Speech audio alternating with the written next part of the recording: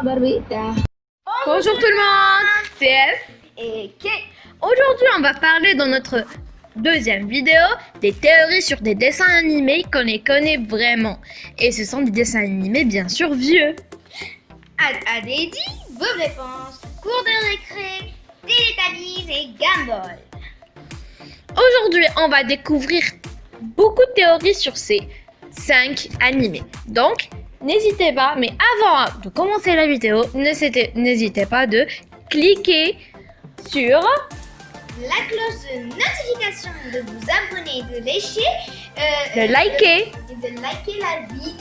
Vidéo. C'est parti!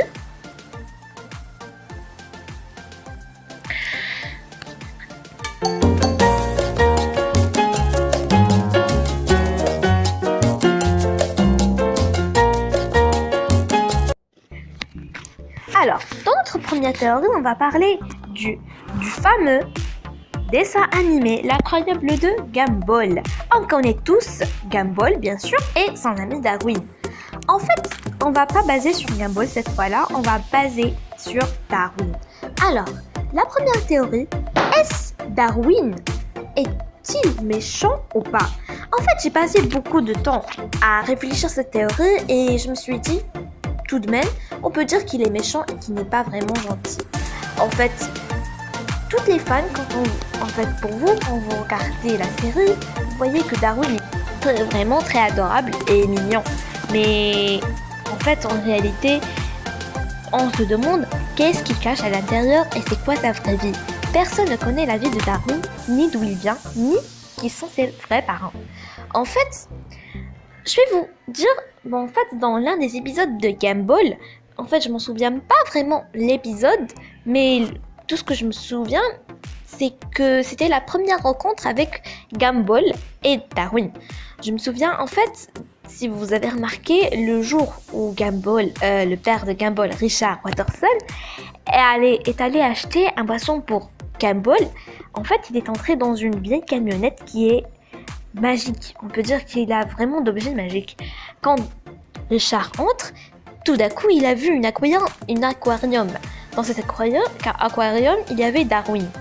En fait, quand le vendeur a vu Richard, il a dit tout ce que vous voulez, vous pouvez l'obtenir. Alors, Richard lui a demandé l'aquarium, mais le vendeur a refusé de lui vendre. Il lui a dit que cet aquarium n'est pas à vendre. Mais Richard insista qu'il puisse lui vendre. Après, le vendeur lui dit « Très bien, je vais te le vendre, mais fais attention à ce poisson, car sa force, en fait, c'est pas un poisson ordinaire. » Et Richard, en fait, tourna le dos et s'en va et apporta le poisson chez Gumball. Mais tout ça s'explique. Mais enfin, tout ça s'explique.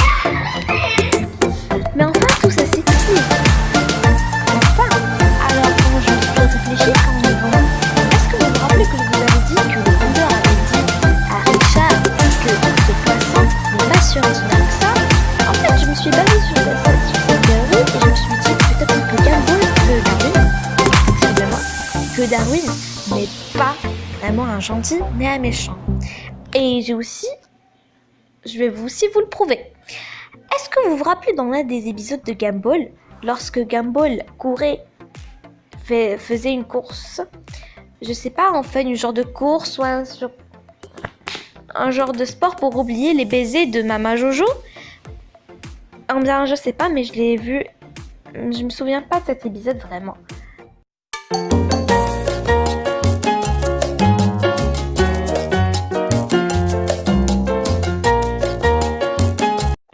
Pour notre deuxième théorie, on va parler du fameux dessin animé Bob l'éponge. Et je vais laisser la parole à C. On connaît tous le mignon éponge jaune qui vit dans la mer au fond de la mer de Bikini Bottom. Bien sûr, on le connaît tous. En fait, cette théorie parle vraiment du crabe croustillant. C'est tout ce qui est normal. En fait, on se demandait toujours qu'est-ce qu'il y avait dans cette recette et quoi Monsieur Crabbe cache-t-il dans cette recette? On va le savoir maintenant. En fait, la théorie parle que le crabe croustillant est fabriqué à base de cornichons, salade, tomates, oignons, et aussi de viande. De la viande. Mais est-ce la viande? Mais la viande, est-ce la viande? C'est une viande de bœuf ou de quelque chose comme ça. Et ben moi je ne crois pas. En fait, la théorie dit que la viande est à base de crabe. Et oui, c'est le secret que nous cache Monsieur Krabs. En fait, je vais vous dire cette théorie. En vérité, la théorie a été démasquée. En réalité, cette théorie a été démasquée par moi quand j'ai entendu l'un des épisodes que Monsieur Krabs, une fois, a goûté au crabe croustillant. Donc, quand il a goûté, quand il a mâchouillé bien le crabe croustillant, il a dit une phrase vraiment très bizarre. Écoutez bien. Il a répondu que oui, c'est mon goût. Alors c'est à ça que ressemble mon goût. Donc vous avez bien compris? Et oui, il a dit ça, vraiment. Alors quand il est... Et aussi pour lui, on a aussi un deuxième indice. Le crabe croustillant, en fait, un jour, dans l'un des épisodes de Bob l'éponge, Monsieur Krabs a accueilli 3 petits crabes. Mais je sais pas de quoi ça parle vraiment cet épisode, mais je m'en souviens pas très bien. Mais tout ce que je me souviens, c'est juste qu'il a accueilli 3 petits crabes comme ça. Et en fait, ces petits crabes ont disparu à la fin. On les a même pas revus. On pensait que Monsieur Krabs les a congelés et aussi mis dans la réserve pour qu'il cuisine les pâtés de crabe. Et ça, c'est une théorie vraiment très flippante pour moi. On se demandait toujours ce qu'il y avait devant cette recette. Mais en réalité, ce sont juste des crabes. Mais dans cette théorie, avez-vous déjà demandé pourquoi il n'y avait pas de crabes ou des espèces comme Monsieur Krabs dans la mer? Bien dans le Bikini Bottom. On voyait juste Monsieur Krabs. À part les 3 crabes, bien sûr, mais ils ont disparu à la fin.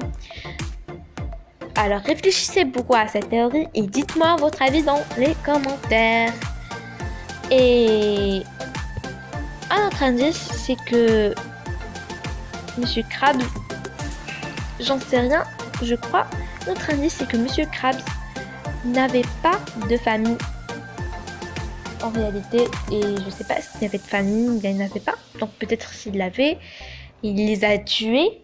C'est pour ça qu'il était triste. Alors, tout ce que je vous dis, c'est que concentrez-vous à cette théorie si vous voulez et dites-moi votre avis aux commentaires.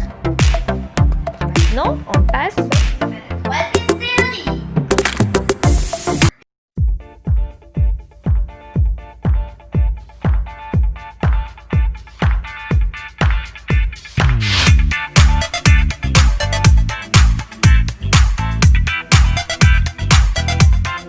Barbie.